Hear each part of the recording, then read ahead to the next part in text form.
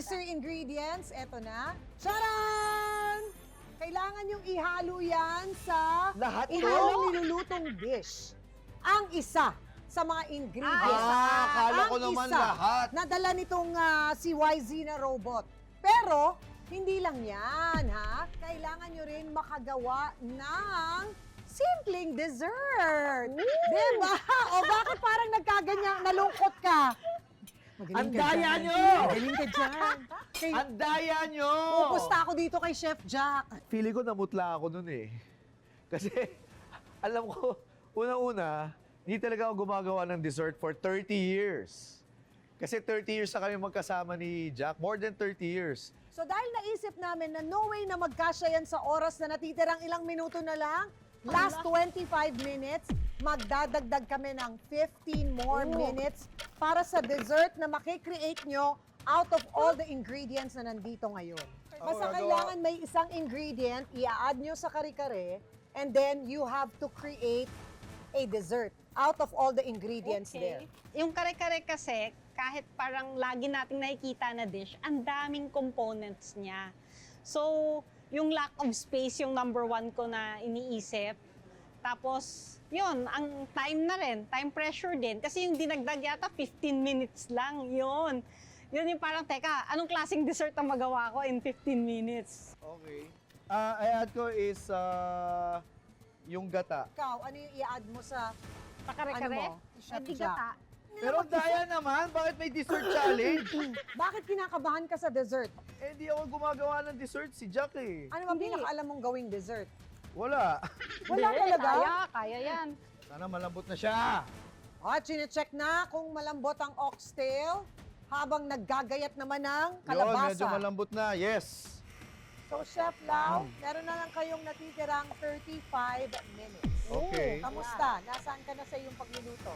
Yung kare-kare ko, madali na lang yan. Problema ko Oy, yung may dessert. puso ng saging.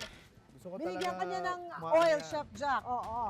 Baliktad. Kanina si Chef Jack, sinatay muna niya yung kanyang mga karne bago nilagyan ng tubig.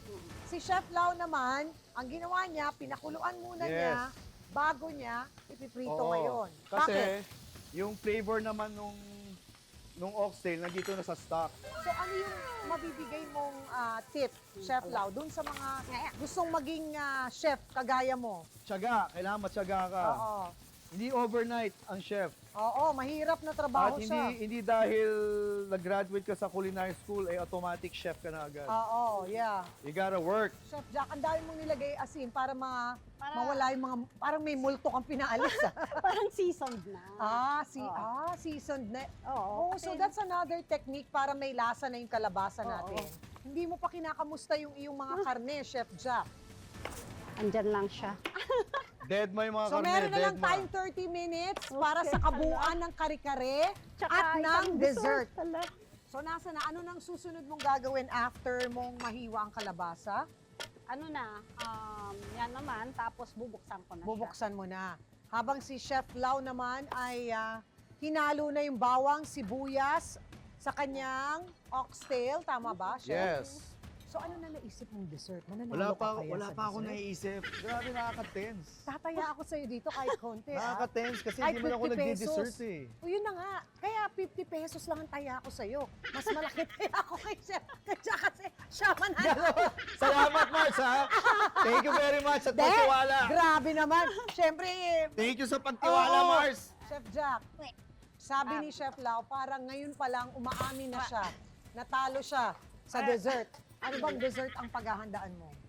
Hindi ko pa nga naisip eh. Pero, Hindi pa niya naiisip. pero kaya yan. Huwag! Kunyari, hindi naiisip. Ay, iba naman ang ginagawa ni Chef Lau.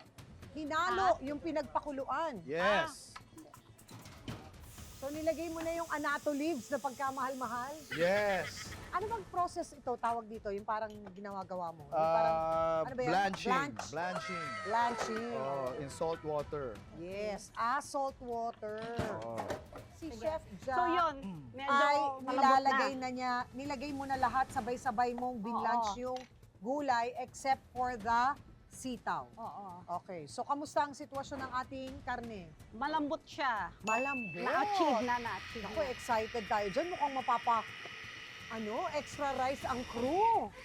So, eto na, yung kanyang mani, nire-ready. At this point, meron na lang kayong 23 minutes. Nalagay na ni Chef yung kanyang gata. Doon sa pinakulo mo na sinutay mo Oxtail. muna na oxtail. Yes. Tapos nilagay mo yung bawang sibuyas. Yes. Tapos nilagay mo yung anato. Yes. Tapos coconut. Yes. Oh, magkaiba kayo ng technique talaga.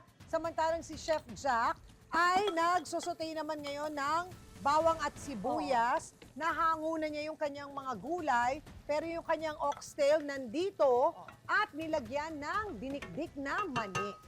Nagre-ready na ng dessert si Chef Jack. Oy, anong Naku. dessert gagawin mo? Turuan mo ako. Ay, grabe. Aminado ka ba talaga na pagdating sa dessert? Wala. Siya talaga. Siya talaga. Ay, Kaya nga ah. pinakasalan eh. Traditional kakanin actually siya. Traditional Grabe, kakanin. gagawa ka pang kakanin? So, Chef Jack, kailangan meron talagang eksaktong sukat pagka sa dessert. Pag Bakit? dessert talaga. Kasi, lalo na sa baking, Oo. yung mga proportion eh. Uy, eto ang tawag dito sa technique na to ay Double boiler. double boiler. Oh. Para i-melt ko yung chocolate. Yes. At nandun yung kalabasa sa ilalim, ha? Yes, kasi wala na Oh. akong kaldero. So, dyan mo talaga makikita kung gaano kagaling si Chef Lau. Naisip niya yun, ha? Ano naman ang gagawin mo dyan? Oops, hinalo sa kalabasa. Yes. Totoo ba, Chef Lau, yung kasabihan na parang dapat easy on the salt lang at saka parang yung as you go, doon mo Oo. lang medyo dadagdagan yung mga asin at paminta. Oo. Ganun. Dapat, Ay, dapat.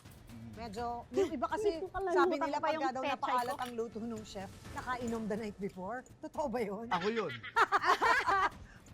May pagka-custard ba yung gagawin mo? Parang gano'n? Hindi ko alam. Hindi rin niya alam.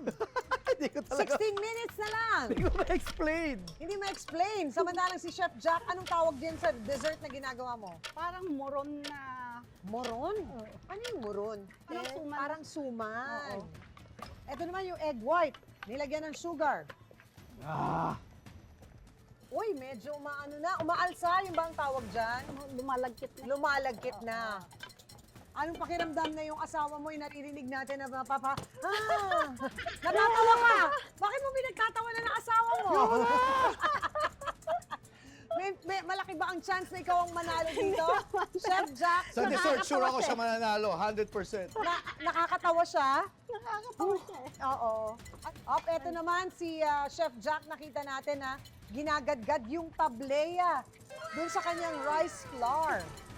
Meron na lamang kayong natitirang 11 minutes. Sa palagay mo, Chef, sa nangyari ngayong araw na to, nakaganti na ba kaming lahat ng mga stars na naging under pressure? Hindi lang yun. Sobra-sobra pa. Na-trauma na ako. Ewan ko lang. Grabe siya. Na-trauma ako. Kayang-kaya mo yan.